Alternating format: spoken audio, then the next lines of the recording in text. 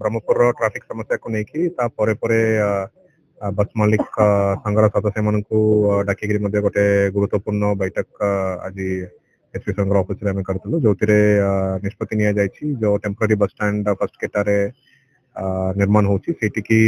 खूब शीघ्र बस मालिक संघ तरफ भी से राजी होती स्थानांतर होगापी एवं भुवनेश्वर एवं पुरुषोत्तमपुर साइड जो बस गुड़ाक आसूची जो मैंने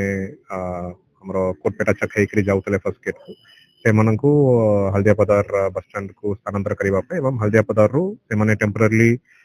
टाउन भितर आसिकी जमती हल्दियापदार फ्लाईओवर होकी आसबे हमरो गिरी रोड कामापल्ली छक होकी जो मन आगू जीवार चांबोपा होकी भी बाहर जहाँ लांजीपल्ली छक बाहर से अनुसार बाहर सेहीपरि जहाँ प्रस्ताव रखिते से प्रस्ताव गुड़ाक आम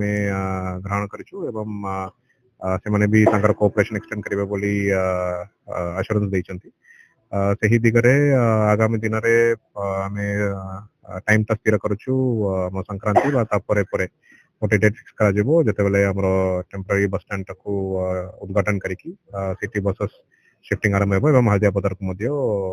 जो भुवनेश्वर साइड रे बसेस आसुँचे शिफ्ट करा